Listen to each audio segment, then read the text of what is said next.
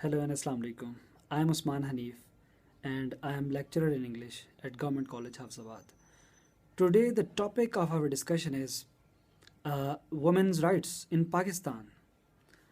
The first fundamental question that arises right here is what are the women's rights? And second question would be whether there are any women's rights issues going on in Pakistan. And thirdly, if there are any such issues, what is the solution to those problems? So the discussion will be based on three things. First of all, let's define what are women's rights. Since Pakistan is a Muslim country, we will look at this topic from the lens of religion. Islam is a code of ethics, is a complete code for life. Islam has explicitly stated that men and women were born equal. For example, in the ayah of Holy Quran, where Allah says, "Talab al-ilmu farizatun ala kulli musliman wa muslimatan." In English, it is translated as, "Attainment of education is compulsory for both men and women." So actually, God treats men and women as on equal footing, not only in terms of getting education, but in terms of marriage. Both men and women are allowed to marry persons of their own choice. Similarly, women is also given inheritance rights. Inheritance right is not only given to men but also to women. Similarly, a right to life, a right to mobility. Hazrat Khadija, she used to travel to Syria to do her trade. So she used to do camel driving. So in Islam gives the woman right to drive and a right to mobility. And since Hazrat Khadija radhiyallahu anha, used to do trade, so Islam gives women a right to job, right to occupation if need be. In Quran, Allah also gives women the right to divorce, provided there are certain preconditions which are met satisfactorily, and then the court or the couple can decide by themselves regarding dissolution of marriage. So, as far as Islam is concerned, the rights of both men and women are equal. Now, the second question arises whether there is any women's rights issue going on in Pakistan. Well, the first evidence in favor of the topic is that I and you would not have been discussing this topic if there was no women's rights issue. The issue is there. That's why we are discussing. And the issue is there. That's why the government of Pakistan is doing legislation.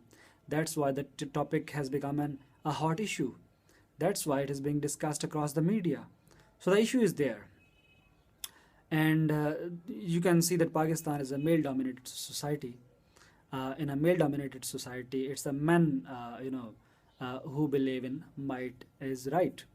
And if you talk about the kinds of discrimination that are going on in Pakistan society, for example, a woman is discriminated against in terms of birth.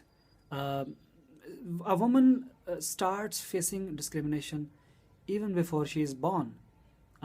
Many people wish to have a male child instead of a female child. So, anti-women bias starts before she takes the birth. Even the word evil, which comes from Eve, who was the wife of Adam. So the cause of evil is also associated linguistically with women. This is also a linguistic bias, linguistic discrimination, linguistic violence against women. So if we move on, if a woman is born, she is not considered as a pride for the family. She is discriminated against. The male child is preferred. This happens not only in Pakistan but also in many other countries. If a female child happens to grow up, fortunately, if she is supposed to get education, first of all, the parents do not consider it necessary to educate their girls. But even if they have to, and out of financial compulsions, if among the boys and girls, if anyone had to drop the education, it's the women who have to sacrifice, because people consider that the investment done on the woman regarding education gets wasted because she has to move to the next house, to her in-laws' house. So even in educational perspective, the women are discriminated against in Pakistan. If you talk about financial rights, the women are not allowed to do jobs after getting education. If you talk about inheritance rights, most of the time the women are supposed to forfeit their rights. Uh, Inheritance rights, they are not given. If you are supposed to talk about marriage rights, conjugal rights, a woman is rarely allowed in Pakistani society to marry a person of her own choice. Whereas in Islam, we see that Hazrat Khadija, she had proposed to Prophet peace be upon him, and he had accepted the proposal. Uh, let's move on. If you talk about dissolution of marriage, Islam gives women the right to dissolute her marriage if they if it has become difficult for husband and wife to maintain relationship, provided there are reasons, the woman can refer to the court. But the society looks down upon her action. You can see and observe in media being talked about, many discriminative actions against women and many kinds of violence, acid throwing, rape, uh, physical beating, sexual harassment, and psychological harassment, not only from the family but also outside the family in the form of eve teasing is going on. And women are considered a lowly creature, as something subservient to man, even by the family members. So these kinds of discrimination are going on, and these prove that actually discrimination exists. That's why the government is trying to take certain actions. Why, despite legislation, despite pressure from the media, despite many pressure groups going on and doing everything to curb this discrimination and violence against women, why are we unable to eradicate this problem so far? Well, you have to look at it very deeply.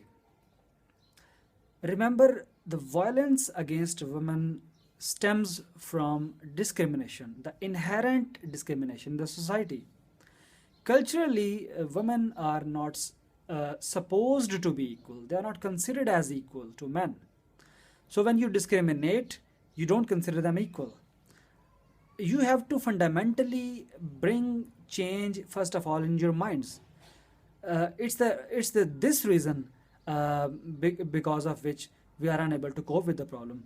Otherwise, the governments have made successive amendments in the laws. They have brought legislations, but despite all that effort, there is little change, little positive change, because inherently, because of the negative role played by some sections of religious leaders who do not interpret women as equal as they should have been.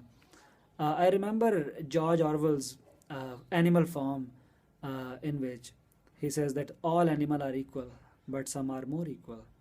Uh, Men in Pakistan are considered more equal to women. It is said that women are equal to men, but in practical terms, it rarely happens in this way. I think so. We need to bring cultural changes, and the change, charity begins at home, and try to be the change that you want to see. I would like to share my personal experience, the changes that I have brought in my personal life. I have encouraged my sister to get education, and also encouraged her to do job. It's another thing whether she wishes to do it or not, but I have tried to play minor role regarding improving the situation, not only by talking here and highlighting on this topic, but also bringing a minor change in my domesticity.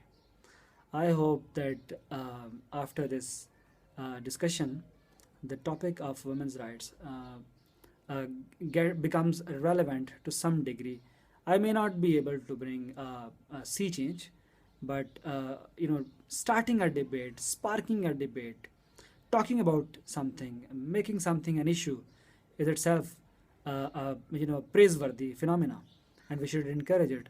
And I hope that if you have any kind of gender bias against women, you would like to, and you will be motivated to undo it, and let's treat women and men as equal and not unequal. I hope the topic and the discussion adds to some of your knowledge. Thank you for watching. If you like the video, do subscribe for more videos upcoming, and don't forget to like this video. Take care.